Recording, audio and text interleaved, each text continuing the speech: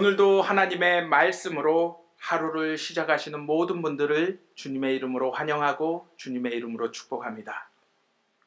오늘은 사도행전의 교회 탄생 이야기 그 13번째 시간입니다.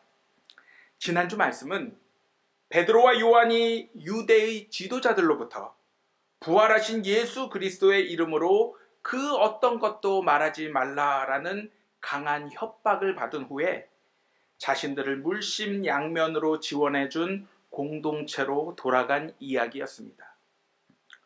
베드로와 요한은 그들에게 그동안 어떠한 일이 일어났는지 상세히 이야기해 주었습니다. 그동안 일어난 일들을 모두 들은 사람들은 유대 지도자들의 협박에 떨며 두려워한 것이 아닌 더욱 한마음으로 기도하기 시작했습니다.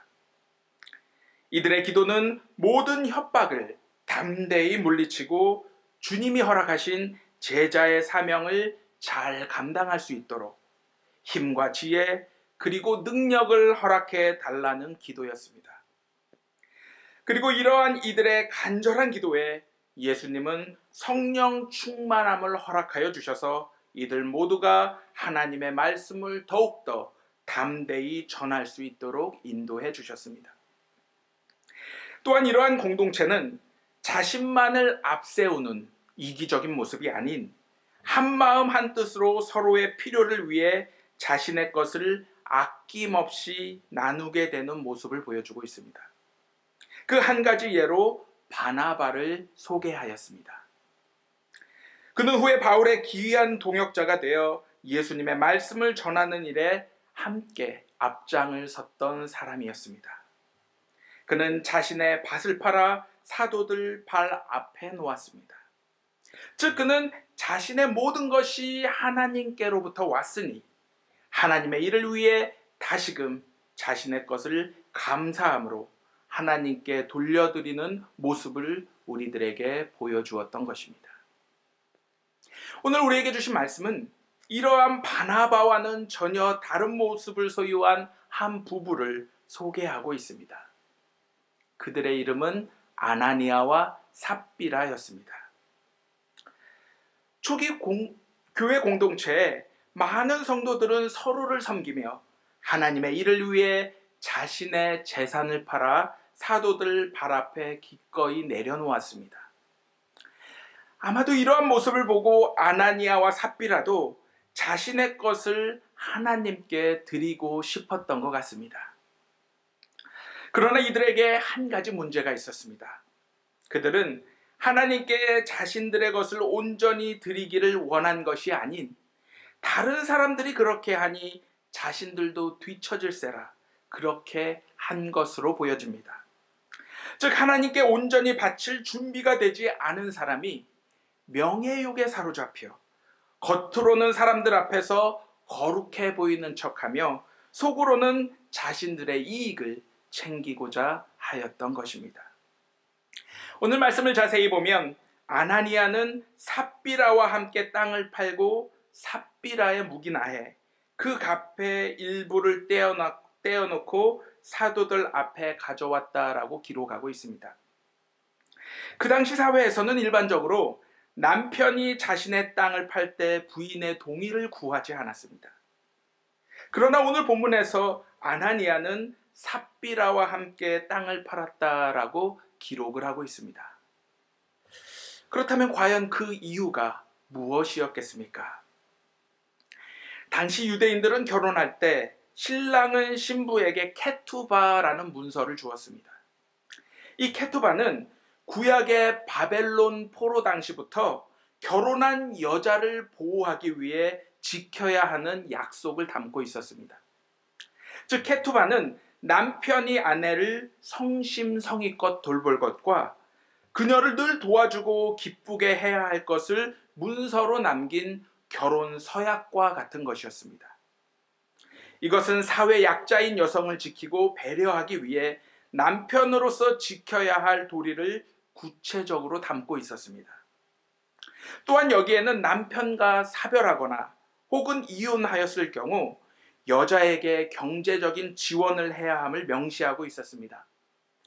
그래서 그 당시 일반적으로 경제적인 지원을 위해 남편은 부인의 이름으로 땅을 남겨두었던 것입니다. 추측컨대 오늘 말씀에서 아나니아가 삽비라와 함께 땅을 판 이유는 바로 이혼하거나 혹은 사별할 때를 대비하여 아내에게 주기로 했던 땅을 팔았던 것으로 보입니다. 그러므로 어찌 보면 아나니아는 선한 마음으로 자신의 아내 삽비라의 미래를 위해 그 값의 일부를 떼어놓고 사도들 발 앞에 나머지 금액을 가져다 놓았다라고 우리는 생각해 볼 수도 있을 것입니다. 그런데 우리가 여기서 놓쳐서는 안 될 중요한 사실 하나가 있습니다. 그것은 이들이 성령을 속인 것, 바로 하나님을 속이고자 했던 사실입니다. 오늘 본문에서 아나니아와 삽비라가 얼마의 재산을 가졌는지 자세히 기록되어 있지는 않지만 분명한 사실 하나는 그는 차라리 자신의 것을 하나님과 사도들 앞에 내어놓지 않는 편이 더 좋았을 것이란 사실입니다. 그래서 그의 마음을 꿰뚫어 보고 있던 베드로는 아나니아에게 이렇게 말을 하였습니다. 아나니아여, 왜 사탄이 그대의 마음을 다 차지하여 그대로 하여금 성령을 속이고 밭값의 일부를 떼어놓게 하였는가? 밭을 그대로 두었더라면 그대의 것으로 남아 있었을 것이며 판 뒤에도 그대 마음대로 할 수 있었을 것 아니요. 그런데 어찌하여 이런 일을 할 마음을 먹었소? 그대는 사람을 속인 것이 아니라 하나님을 속인 것이요. 바로 아나니아의 가장 큰 실수는 일부의 재산만을 하나님과 사도들 앞에 내어놓은 것이 아닌 하나님을 속이고 기만한 것이었습니다. 즉 아나니아는 자신이 내어놓은 재산이 자신의 전부라 말하며 사도들과 하나님 앞에서 거짓말을 했던 것입니다. 이러한 모습에 베드로는 크게 분노하며 차라리 자신의 것을 내놓지 않는 편이 스스로에게 더 좋을 뻔하였다라고 분명히 말을 하고 있었던 것입니다. 이것은 하나님과 사람 사이, 그리고 사람과 사람 사이에서 거짓말이 얼마나 무서운 죄인지를 우리들에게 명백히 보여주고 있습니다. 거짓의 사전적인 의미는 사실이 아닌 혹은 사실이 아닌 것을 사실처럼 꾸며 말하는 것을 말합니다. 거짓말은 처음 우리에게 달콤한 이익을 가져다 줄 것처럼 다가오지만 궁극적으로는 양치기 소년처럼 엄청난 화를 입게 하고 있습니다. 솔직히 우리 주변 사회를 보면 언제부터인가 거짓말을 잘못이나 죄로 여기기보다는 전략이나 처세술로 생각하는 경향이 있습니다.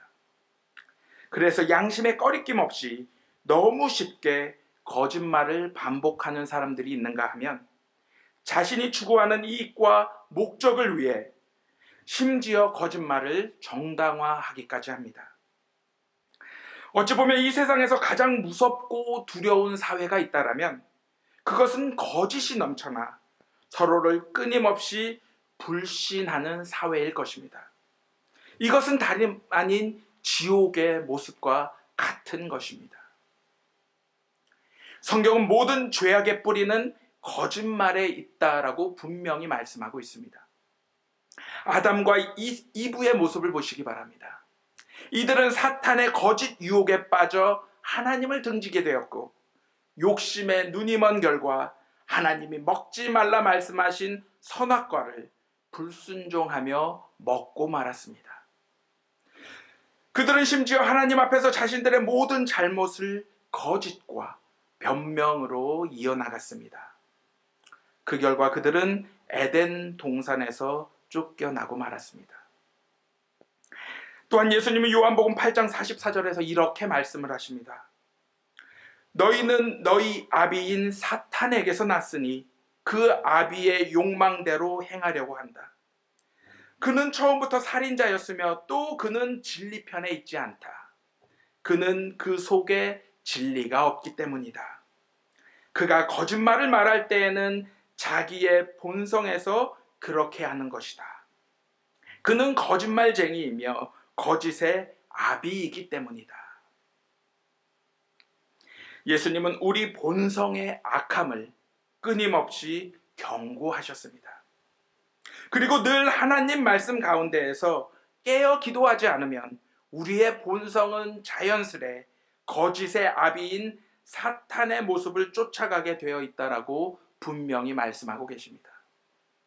결국 오늘 말씀에서 자신의 마음이 사탄에게 홀린 아나니아는 그 자리에 쓰러져 비극적인 죽음을 맞게 되었습니다. 얼마의 시간이 지난 후 아나니아의 아내인 삽비라가 그동안 일어난 일을 알지 못한 채 베드로와 마주하게 되었습니다. 베드로는 삽비라에게 그대들이 판 땅값이 이것뿐이요 라고 물어보았습니다. 그러자 삽비라는 예 그것뿐입니다 라고 대답하였습니다. 그러자 베드로는 왜 그대들이 서로 공모하여 주님의 영을 시험하는가?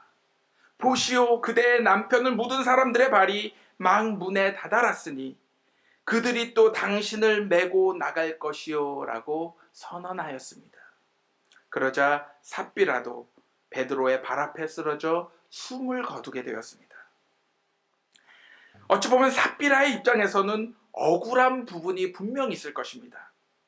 즉 죄의 무게를 감안해 보더라도 아나니아보다 자기의 죄가 덜한데 똑같은 결과에 처해진 것에 대해 불공평한 면이 분명 있을 것입니다.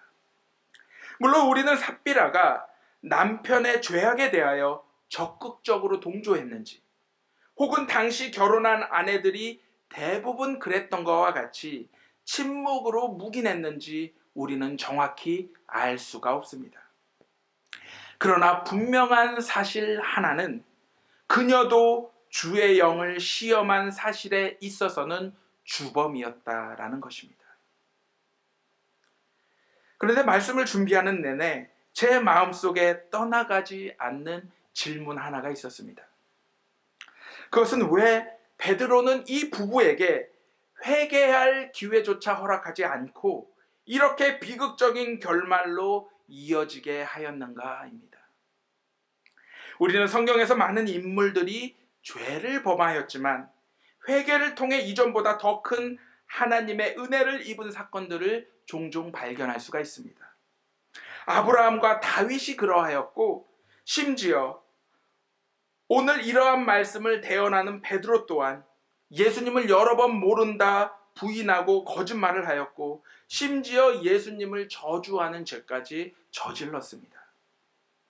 그럼에도 불구하고 아나니아와 삽비라는 한 번의 거짓말로 인해 갑작스런 죽음에 이르게 되었습니다.